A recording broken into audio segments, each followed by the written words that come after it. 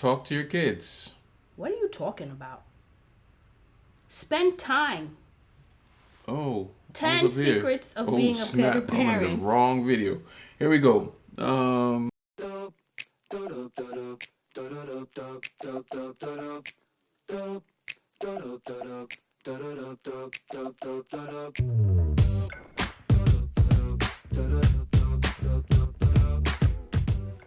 Hey guys. Hey fam. Welcome back to Imperfect Fighters. Today we are talking about 10 secrets to how to be a better parent. Number 1, communication, I believe, from the womb. I feel like as soon as you find out that you are pregnant or that you're pregnant, I think you need to be communicating with your child from the womb. Meaning, talk to your baby, have them listen to certain things. Like I know there've been research on kids playing classical music, put classical music so that the child can hear it. Having the father speak to the child. If you're a single mother and you're doing this on your own, it's okay, boo. You can still talk to your little baby on your own. Your voice is definitely being projected and your child can hear it. Why do I feel like that? I'm gonna give you guys an example. When I was pregnant with Genesis, he loved music. Literally from inside my stomach, he loved music. Anytime his dad was playing, anytime we were around music, he would just be like moving around in my belly in a good way. That's true. Do you remember that time we went out and we were listening to a band and then I started having like crazy pain in my stomach? The music he was not too fond of.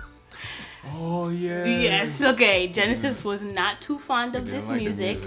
And he started moving in a way in my stomach that was so painful that I legit thought like something was wrong. Like I was like, I'm either going into labor, like this was my first kid, so I don't know what contractions was gonna feel like or whatever, but he started moving in my stomach in a way that was so painful. I was like, babe, something is wrong. Like we have to get out of here. Like we have to go to the hospital because nothing's helping. I tried to drink water.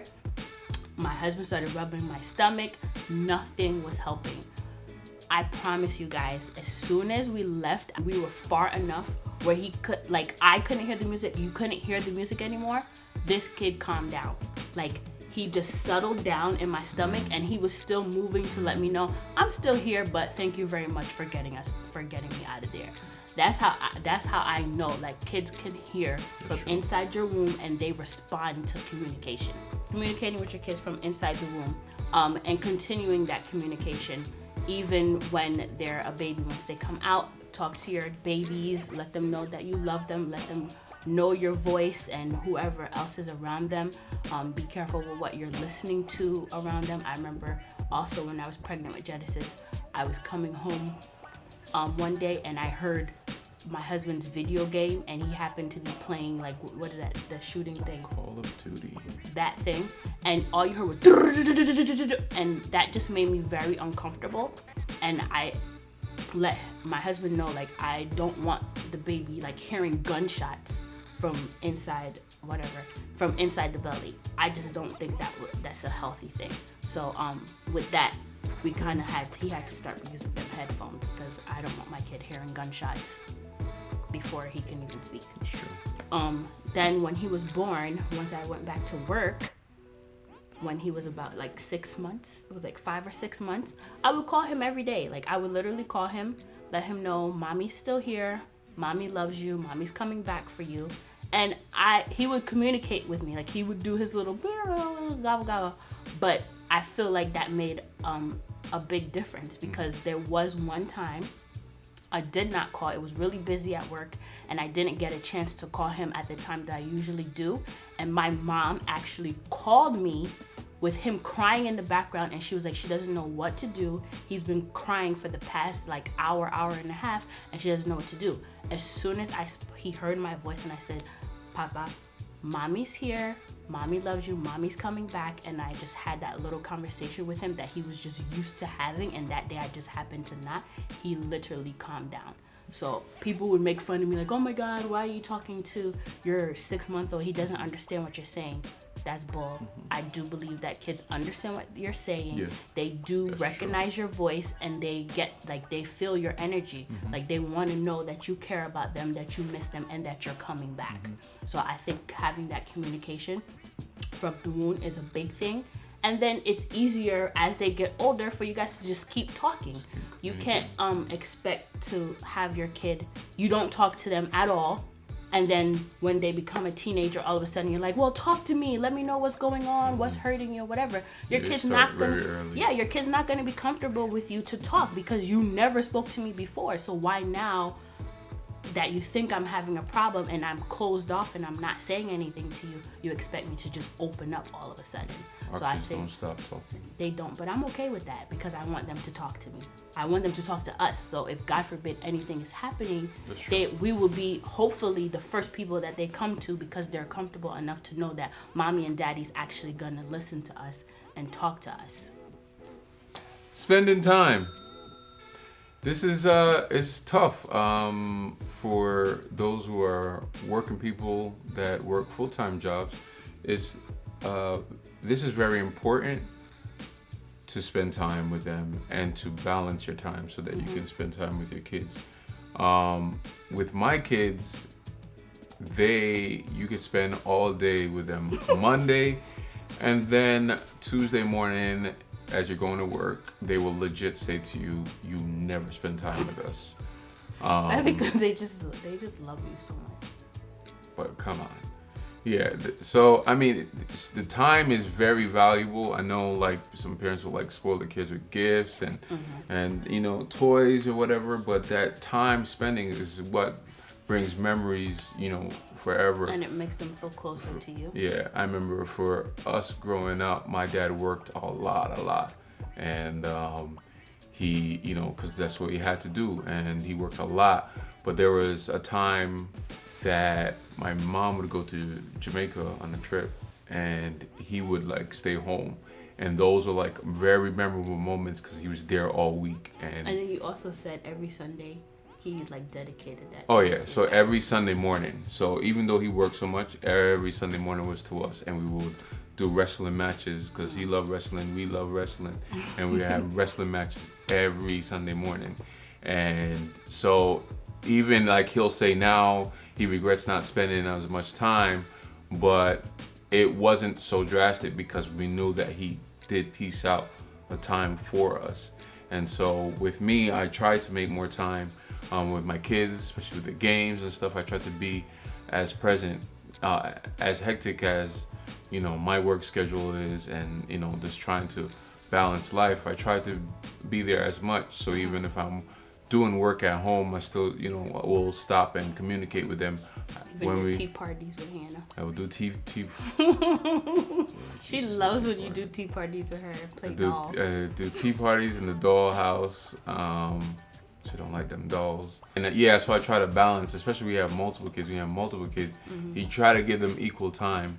I know when we just had Adam, we noticed that Genesis started feeling away, Hannah a little bit too, but that we were kind of giving him that more time. Yeah, he did. I had to definitely explain to them that because Adam was so little and such a small baby, he needed a little more time with not more time but more attention from mommy and daddy. And then I had to like kind of get that anxiety out and let them kind of help me more with Adam. So that way, even though I was with Adam and giving him that extra attention, they were with me and helping with during that little time. So it helped a little bit.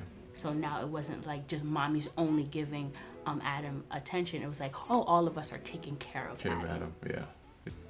A lot of people, when they're in their older years, that is the biggest thing that they said is time. It's not about, oh, I wish I put more hours at work. You know, it's about the time that they spent with their family. And I try to, you know, although I don't hit it on the nail all the time, but I try to. You do much better now. I do much better now. Yeah, when we started, in the earlier years, I wasn't really good. I spent a lot of hours at work because, I was just like, we just got to pay these bills. We got to get this money. And that money's gone and my kids are still here. Okay.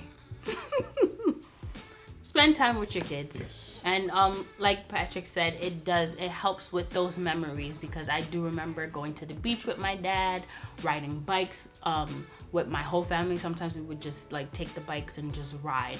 And those were very, I remember that even now. So it makes a big impact. Yeah, if you have to make a sacrifice in your life change, take that time to sit back and make some changes in your life. If this is the job for me, if it's something else I can do, so I can get time for not only my wife but my kids.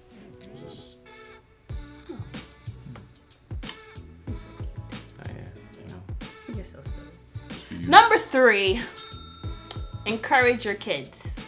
So if there is something that you see that your kid is just interested in, that they want to try, encourage them to do that. Don't if it's something that you, just because you don't like it, or something that you feel like maybe they won't be good at, don't allow your personal bias or opinions to stop your kid from trying new things. Always encourage them to try things, to put their best foot forward, and encourage them.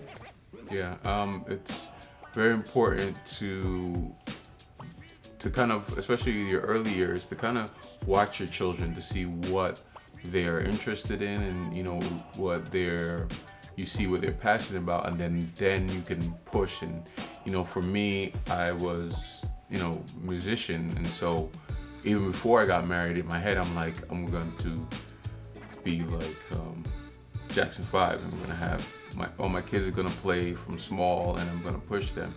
But what I noticed is that that doesn't help if they're not passionate about it, and it becomes a burden. So I will watch my son, my daughter, to see what they're naturally at. I will expose them to everything, but once they're locked on something, then I push them. So like with Genesis, he loves basketball, and like I'm hard on him now with basketball because I know he loves it. So I push him, I'll encourage him, especially Genesis, you gotta exercise every day. We kind of push him because we know that this is what he loves, and he wants to work towards. Sometimes some games he doesn't do too well. I try let him know that. I don't try to sugarcoat it. Oh, you did awesome. I don't do that, even though some of the other parents be like, oh, Genesis, you did awesome. No, he did it. He all air balls. No, you're just crazy when it comes to basketball.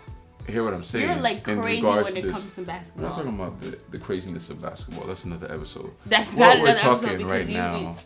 You're saying the other parents are giving him encouragement and saying good job. Yeah, but there's a balance. What I'm saying, the point I'm trying to get to is there's a balance with encouragement. You can't just be fluffing a kid's head and be like, oh, you did great. No, man, you threw an air ball and you ran into the wall. I'm gonna tell you. Okay. You know what I'm saying? I'm like, no, but I know you could do better. Don't be shouting my baby out. I'm gonna shout him out.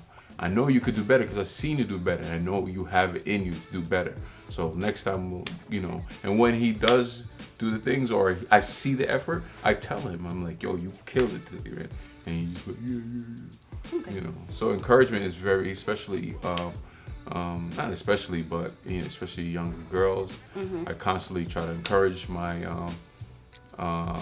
I was doing it slightly before, but actually Greg kind of was doing it with Hannah one time he was with.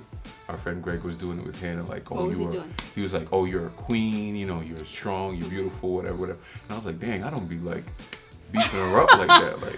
That's not good. So since then I've been I tell her that. Every morning I drop her off, I'm like, yo, you're smart, you're beautiful, and it helps with self-esteem issues and all the things with depression and mental health issues that are happening now. So I try to be encouragement every day. Okay. Learning your kid's strengths.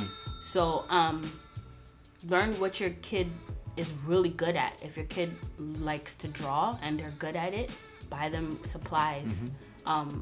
encourage them to build on that strength if they're good at speaking to people, which I feel like Genesis is really good with talking, like communicating with different types of people. Like he can talk in any environment. Yeah, you can put him in front of a little baby and he'll sit there and talk to this kid as if like they're an adult. Like he'll talk and carry a conversation and play with them, and then you can go to the nursing home and drop him off with an 80-year-old like Caucasian woman, and he will hold a conversation with that woman and have her laughing. I think that is an amazing strength that he has, that he's able to just communicate with anybody. Like he doesn't care who it is, he'll hold a conversation with you. I think that's amazing. And Hannah is such a caregiver. Like yesterday, when we were eating, she was like, "Mom, I don't like when I see people eat by themselves in lunch." And I was like, "Really?" And I'm like, "What do you do when you see them?" She was like, "I go sit with them." I'm getting emotional now.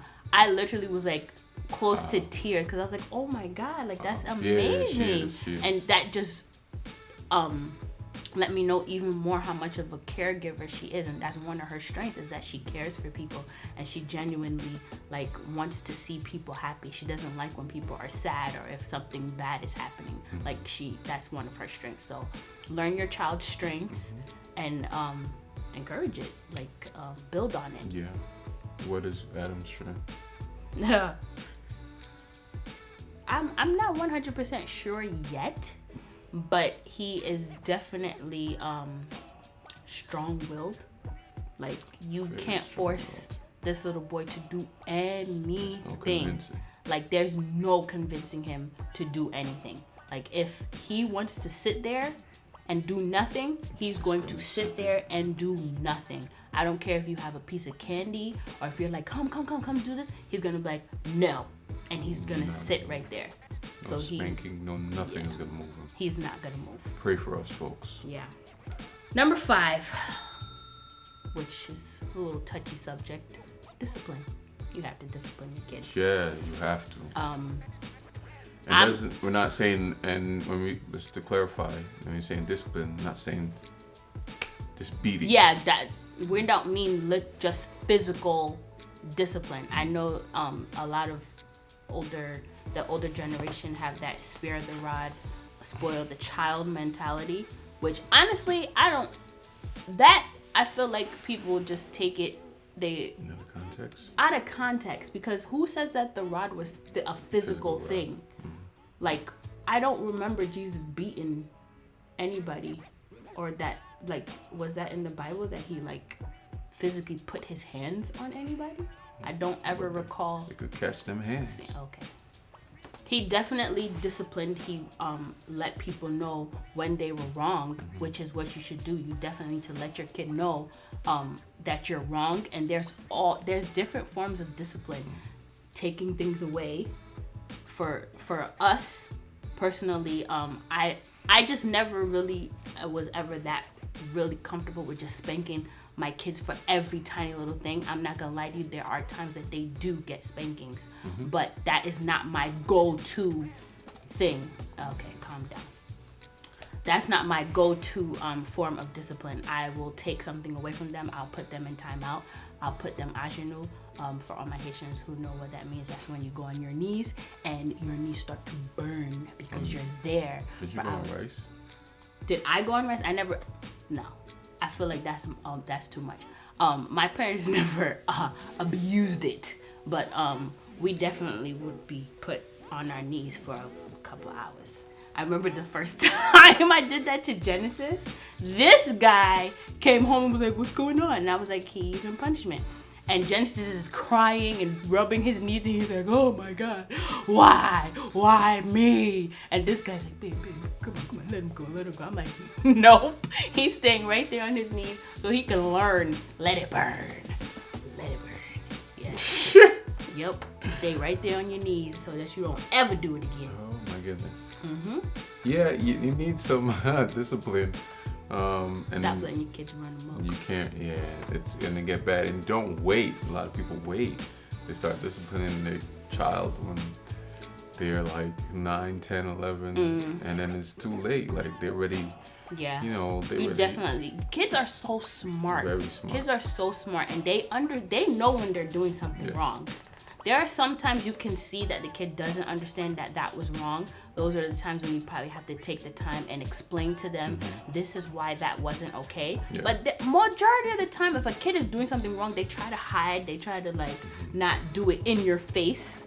So they know they're doing something wrong. So you need to be like, even with Adam, when he's doing something wrong, like I'll see him looking at me before he does it. And then I'll be like, Adam, don't do it. And if he does it again, we'll take him, we'll hold him, and we'll say, you're in punishment. You can't do that. And we'll bring him back to whatever it is and say, don't touch that or don't do that. Like, you don't necessarily have to be beating up your kids all the time for them to learn and to be disciplined. One thing that you have to keep in mind is that if you are spanking, if you are doing, if you're spanking, it's not to do it in anger. Never do it at the moment, the heat of the moment. Right. Because then it's just you're straight. You're taking your anger out on a kid, and then that's when you see those abuse cases when kids that you see them end up on the news with these kids' faces all beat up and bruised up because you were beating them out of anger. That's called abuse. That's not discipline. And so your stress from the day is what you're bringing out on your child. You may have a stressful day, and then that one little thing that's put you over the edge, and you're like, I'm gonna let it out on the child, which is not good. And also to kind of explain, if you're doing this spanking, first of all, you do it when you're calm, and you explain you're getting the spanking because not just coming to start lacing them on, catching them off guard in the shower. Okay. Yeah. You having a flashback, babe? I hope my dad's watching this because he doesn't remember none. Yeah. Oh my gosh, our parents never remember when they used to yoke us up. What? Till this day, my mom would be like, "Oh, you never got a beating. Your dad would never let anybody put their hands on you." What? Bruh. I wish I had like a video camera. I could push play and say, "What about that time you threw that shoe at me?" What? Yes. I can't. Let me put this on the record. There was one time I got a beating. My dad woke up out of his sleep. He was sleeping. It was just me and him home. Woke up out of his sleep. Came all the way to my room. Asked me why my room was a mess. I looked around and there was no mess. And I got a beating. And then he went back to sleep. He probably was sleepwalking. Or maybe he had a dream, or maybe he most likely had a dream. He probably had a dream that he was telling you to clean your room. And then he woke up out of it and was like, I told that fool to clean his room. And then went back to sleep. So I'm here like huffing and shaking, and he's gone back to sleep. It was just me and him there, like no one was interrupting. I can't. Where was everybody else? Oh dang! I don't know. I just want you to know that you traumatized my husband. He's traumatized. He doesn't remember none of it. So. I know none of y'all do. Y'all don't remember when y'all used to yoke us up. It's all good though. And with the verbal discipline, be careful with the words that you're using to your children. Yes. Like, don't call them idiots. Yes. Don't say anything that's gonna tear your kid down, and like destroy their self-esteem or who they are as a person. Like, be very careful with your words. Use it so that they're learning. Use your words so that they're learning from whatever mistake that they made, so that they understand that it was a mistake, why it was a mistake, and how not to repeat that. Don't get stuck in traditional parenting methods. What I mean by that is, for an example, the be seen, not heard type of thing that we all most I feel like that's most of a Caribbean thing, where like the kid is there, but if I'm talking, adults are speaking, you shut your mouth, you don't say nothing. To be quiet, no running around, no jumping. Exactly, you just sit down and don't move, don't say nothing. I think that is feel like, I don't know, in some cases I get it. Like, I do tell my kids if they hear an adult conversation that isn't their place to come and start saying, well, this is what I think, da-da-da-da. But if something is happening or something is going on, if you constantly are telling your kid, be quiet, be quiet, be quiet, don't say anything, you need to just sit there and be quiet, when something actually is happening to that kid, they're not gonna say anything. That's which right. I think that kind of stems into a lot of times when kids are getting abused or molested, they are scared to say something because an adult was doing this to them, and then they're scared that if I say something, I'm gonna get in trouble because it was a grown up. So that whole be seen not heard thing, I don't like that. Yeah. Any other traditional? Do what I say, not what I do. That's a big one. Which is crazy. It doesn't make sense. Do what I say, not what I do. Kids learn by what they see. If I see my parents that are aggressive, or my parent being aggressive and yelling or whatever, cursing all the time, your kid is gonna do that. Not saying that they can't learn things. Of course they learn things once they go to school and from their friends, but majority of that education, majority of the things that your kids do stems from the home. So if they see certain things at home, that's how they're going to act. Exactly. So if you don't want your kid smoking, don't smoke in front of your kid. If you don't want your kid cursing, don't curse in front of your kid. Very simple. So, yeah. Be an example. You want your kid to be a certain way, you behave in that way so that they can follow suit. Listen. Listen to your kids. When they are telling you how when they're they come home and they're like, oh, mom or dad, let me tell you this, and you're like, wait, be quiet, and then you never, like, I understand sometimes we get busy and maybe at that moment is not the best time, but just take a step back and acknowledge them, so let them know, I hear you. We're going to talk about this. Just give me a minute. Let me finish what I'm doing so that I can actually pay attention and actually hear you and actually listen to you. Another thing, if your kid is telling you that they're not comfortable with something or someone, listen to them. Kids are very good judges of character. Yes. Very true. They're very good judges of character. If you see that they're not comfortable with somebody and they're moving away from that person, listen to them, talk to them. Why is it that you feel that way? And take it into consideration. Like, listen to what they're saying. Yeah, especially now with, not now, but there's a lot of issues with, pedophilia,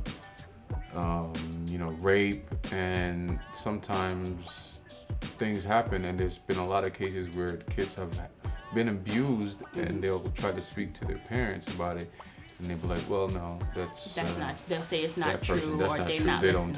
They don't do that. They don't think right. You're you're taking it wrong, you're misinterpreting it. Yeah, but if you touch my penis, no, you kind of interpret it wrong. Right, you can't.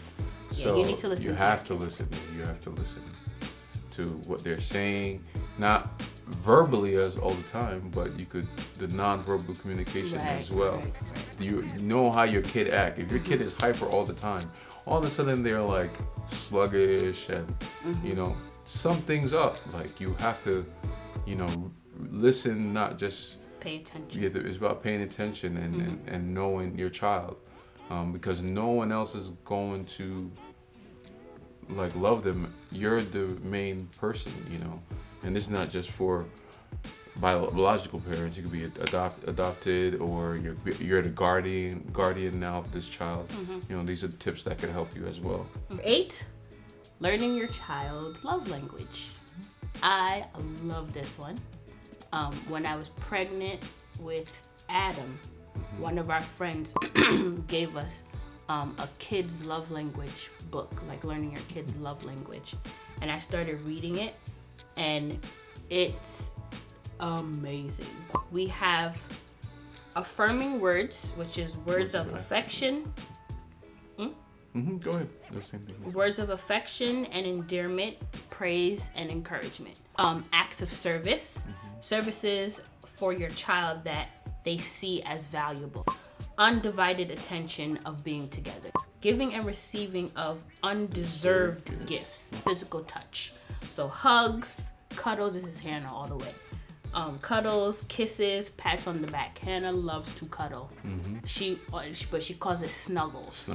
She always wants to be like, Mommy, can we go and get some snuggles? So she wants me to lay down in her bed and just hold her, and we'll just sit there and we'll talk, and she'll talk to me, and she'll jump on her dad, sit on his lap. She loves cuddling. She loves physical touch. And you can find these things out from your kid by just asking them. You can give them an example. Would you rather me buy you a teddy bear or give you a hug?